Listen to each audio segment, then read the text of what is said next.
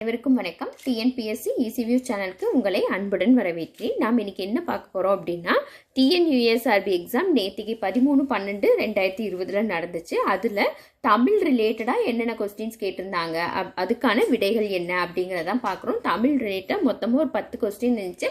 அதுக்கான விடைகளை இந்த வீடியோல பார்க்கலாம். பாருங்க, குற்றியலுகரம் பிரித்து எழுதுக.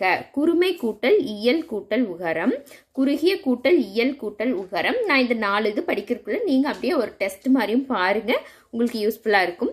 குற்று கூட்டல் இயல் கூட்டல் உகரம், குறுகு கூட்டல் இயல் கூட்டல் உகரம். அப்ப குற்றியலுகரம் அதை எப்படி பிரிப்போம்? கரெக்ட், குறுமை கூட்டல் இயல் கூட்டல் உகரம்.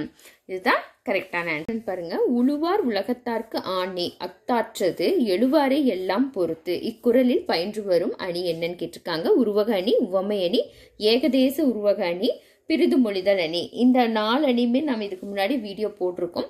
இப்போ உழுவார் உலகத்தார்க்கு ஆணை அத்தாற்றது எழுவாரை எல்லாம் பொறுத்து, இதுல பயின்று வந்திருக்கிற அணி என்னன்னு பார்த்துட்டோம்னா ஏகதேச உருவக அணி. இந்த குறள்ல ஏகதேச உருவக அணின்னு சொல்லியிருக்கோம். எப்படின்னா, இங்க ஏகதேச உருவக அணினா ஒன்றை உருவகப்படுத்திட்டு மற்றொன்றை உருவகப்படுத்தாம இருக்கிறது தான் ஏகதேச உருவக அணின்னு சொல்லுவோம். அப்போ இங்க உழவர்களை உலகத்துக்கு ஆணி அப்படின்னு உருவகப்படுத்திட்டு மற்ற வேலை செய்வர்கள் எல்லாம் எதுவுமே உருவகப்படுத்தாம விட்டங்காட்டி இது ஏகதேச உருவக அணி. அடுத்து பாருங்க, 100 பாடல்களை கொண்ட நூலின் தொகுப்பின் பெயர் என்ன? சதகம், பரணி, திருக்குறள், திரிகடுகம். இப்போ 100 பாடல்களை கொண்ட நூலின் பெயர் என்னன்னு பார்த்துட்டோம்னா சதகம். பரணிங்கிறது போர்ல வெற்றி பெற்றவர்களுக்கு பாடுறது. திருக்குறள். அப்புறம் திரிகடுகம் அப்படிங்கிறது திரிகடுகம் அப்படின்னா சுக்கு, மிளகு, திப்பிலின் 3 பொருள்களை குறிக்கும். அதே மாதிரி இந்த திரிகடுகம் நூல்லையும் ஒவ்வொரு பாடலையும் 3 அறக்கருத்துக்களை கூறியிருப்பாங்க. அதுதான். அடுத்து பாருங்க, மார்கழி, தை ஆகிய இரண்டும் டேஸ் காலத்திற்கு உரியன. நாம் இதுக்கு வீடியோ செப்பரேட்டாவே போட்டிருக்கோம், எப்படி ஈஸியா ஞாபகம் வச்சுக்கிறது அப்படிங்கிறதையும். முன்பனி, பின்பனி, இளவேனில், முதுவேனில். இப்போ இதுல மார்கழி, தை அப்படிங்கிறது ரெண்டும் எந்த காலத்துக்கு உரியதுன்னு பார்த்துட்டீங்கன்னா முன்பனி காலம். இதுக்கு நம்ம ஷார்ட்கட் என்ன வச்சோம்னா, இளையவள் முதியவள் காரில் ஏறி குளிரால் நடுங்கி முன்பின் கதவை சாத்தினான்னு சொல்லிட்டு வச்சிருப்போம். சித்திரை, வைகாசி 2 எழுதிட்டு வரும்போது மார்கழி, தைங்கிறது உங்களுக்கு முன்பனி காலத்துல வரும். அடுத்து, கீழ்கண்ட மொழிகளில் மிக பழமை வாய்ந்தது? தமிழ், தெலுங்கு, மலையாளம், உருது. அப்ப மிக பழமை வாய்ந்த மொழி தமிழ் மொழி. அடுத்து, சீரா புராணம் டேஸ் காண்டங்களை உடையதுன்னு கேட்டிருக்காங்க. 3, 5, 7, 10. சீரா புராணத்தில் உள்ள காண்டங்களின் எண்ணிக்கை 3 காண்டங்கள், 92 படலங்கள் வரும்.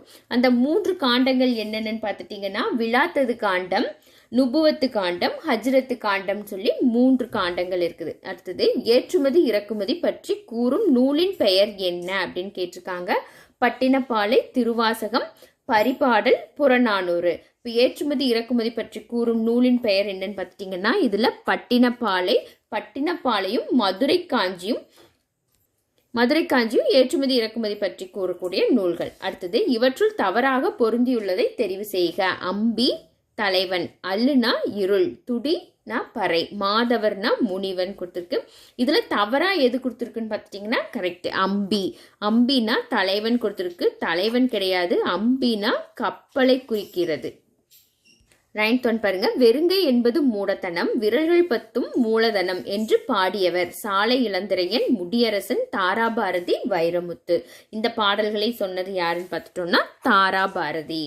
இது அடைமொழியால் குறிக்கப்படும் சான்றோர் அந்த இதுல வரும். அடுத்து, உருப்பொருள் உள்கு பொருளுந்தன் ஒன்னார்த் என்ற அடியில் உள்ள உள்கு பொருள் என்ற சொல்லின் பொருள் யாது? இதுவும் திருக்குறள் தான்.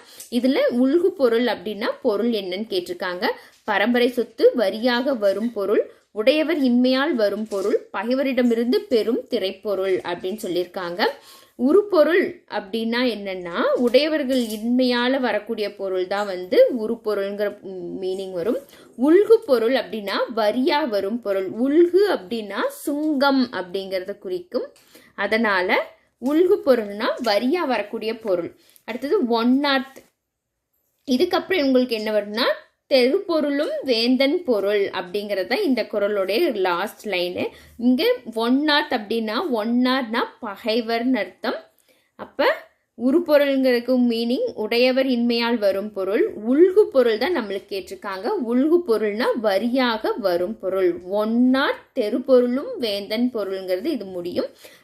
ஒன்னார் அப்படின்னா பகைவர், பகைவரிடமிருந்து பெரும் திரைப்பொருள். இதுதான் இந்த குறளோட இது. ஓகே ஃப்ரெண்ட்ஸ், இது வரைக்கும் நீங்கள் வீடியோவை ஸ்கிப் பண்ணாமல் பார்த்ததுக்கு தேங்க்யூ.